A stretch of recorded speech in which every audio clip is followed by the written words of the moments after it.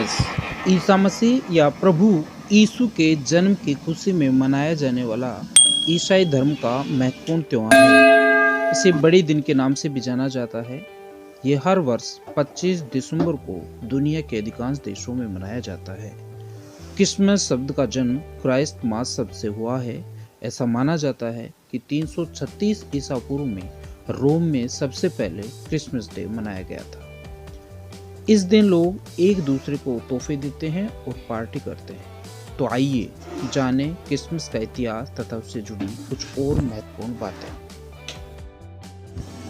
Bible के अनुसार माता मरियम के गर्भ से ईसाई धर्म के ईश्वर ईसा मसीह का जन्म हुआ था। ईसा मसीह के जन्म से पूर्व मदर मैरी कुंवारी थी। उनकी सगाई दाऊद के राजकुमार यूसुफ नामक व्यक्ति से हुई थी।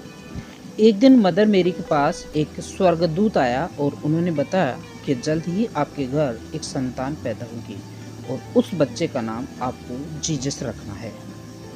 स्वर्गदूत ने बताया कि जीसस बड़ा होकर एक प्रतापी राजा बनेगा तथा उसके राज्य की कोई सीमा नहीं रहेगी।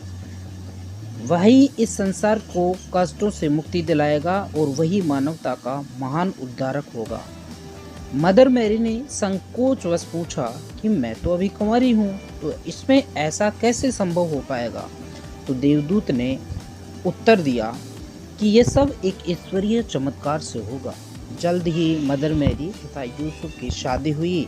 शादी के बाद दोनों यहूदियों के प्रांत बेतलहम में रहने लगे। वहीं एक रात अस्तबल में ईसा मसीह का जन्म हुआ।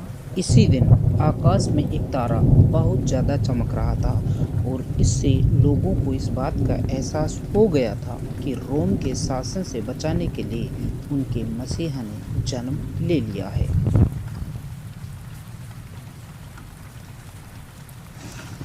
ईसा मसीह के जन्मोत्सव को ही लोग आज क्रिसमस फेस्टिवल के रूप में मनाते हैं। ईसा मसीह ने दुनिया को एकता और भाईचारे का संदेश दिया। उन्होंने लोगों को भगवान के करीब रहने का मार्ग दिखाया। ईसा मसीह ने क्षमा करने और क्षमा मांगने पर जोर दिया। हालांकि 25 दिसंबर को यह उत्सव मनाए जाने को लेकर अलग अलग कथाएं प्रचलित हैं। क्रिसमस से 12 दिन के उत्सव क्रिसमस टाइड की भी शुरुआत होती है। प्रभु ईसा का जन्म 702 ईसा पूर्व हुआ था। 25 दिसंबर को ईसा मसीह के जन्म की कोई प्रमाणित ज्ञात तिथि नहीं है, लेकिन इस दिन गैर ईसाइयों का एक प्रमुख पर्व होता है। इसीलिए कालांतर में ईसाई धर्म के धर्मगुरुओं ने इस दिन को बड़े दिन के रूप में ईसा मसीह का जन्मदिन मनाना शुरू किया था। उनका जन्मदिन भी इसी दिन मनाया जाता है। सर्दियों के मौसम में जब सूरज की गर्मी कम हो जाती है तो गैर ईसाई इस इरादे से अपना पर्व मनाते हैं ताकि सूरज अपनी लंबी यात्रा से वापस लौट आए और हाड़ कपा देने वाली सर्दी से उनको मुक्ति दिलाए। उनका मानना था कि 25 दिसंबर को सूरज वापस लौटना शुरू होता है। शुरुआत में इस बात को लेकर मतभेद भी था कि क्या ईसा का जन्मदिन मनाया जाना चाहिए। तब ईसा के बलिदान और पुनर्जीवन पर ईस्टर ही ईसाइयों का प्रमुख त्योहार हुआ करता था। विश्व के लगभग 100 देशों में क्रिसमस का त्यौहार बड़े उत्साह और उल्लास के साथ मनाया जाता है। अनेक देशों में इस दिन पब्लिक हॉलिडे होता है। इस दिन को क्रिसमस पर्व के रूप में मनाए जाने के लिए काफ़ी समस्याओं से जूझना पड़ा था।